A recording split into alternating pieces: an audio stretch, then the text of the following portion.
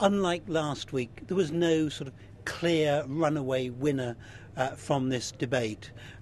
Nick Clegg didn't put in as good a performance as he did the previous week, but of course David Cameron and Gordon Brown had sharpened up their acts. They ganged up on Nick Clegg. They tried to embarrass him over some of his policies, such as not replacing the Trident nuclear missile or plan for an amnesty for illegal immigrants. So Nick Clegg was under a lot of pressure.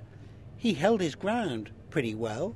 David Cameron tried to make a comeback, and when you looked at the instant audience reaction polls, one put Nick Clegg narrowly ahead, the other said David Cameron had won it. So it was a much more evenly balanced contest. What do you feel were the most interesting moments of the debate? Well, the most interesting thing was that they actually began to have an argument. So the voter watching at home could begin to see that there were real differences between the parties, particularly on defence, particularly on the economy, particularly on immigration. So I think it will have helped people to look at the parties and think, what they are doing, what the voters can expect. And of course, you still have this key argument there, as you've now got Nick Clegg, the leader of the third party, the Liberal Democrats, up there alongside David Cameron and Gordon Brown as a potential Prime Minister.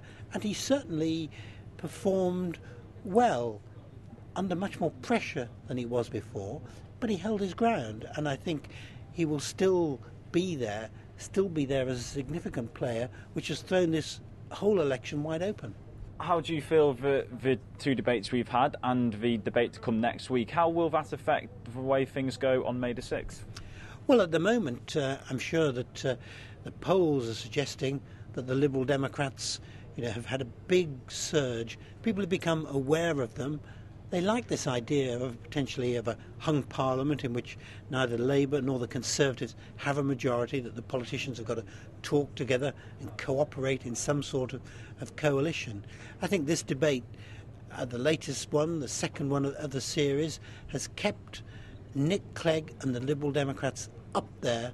You're now going to have, I think, a much more evenly balanced contest. I don't think anybody can predict now what is going to happen on May the 6th, what the government will look like, or the new government will look like on May the 7th. But certainly I think David Cameron began his fight back.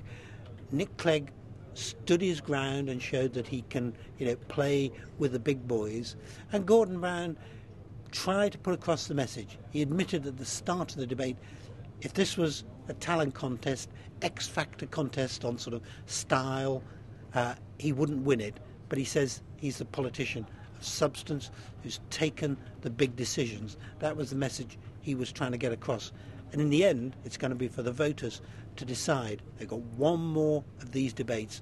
And I think coming just a few days before the general election, that could have a real critical impact on the outcome of what is clearly the most uncertain and unpredictable general election for a generation.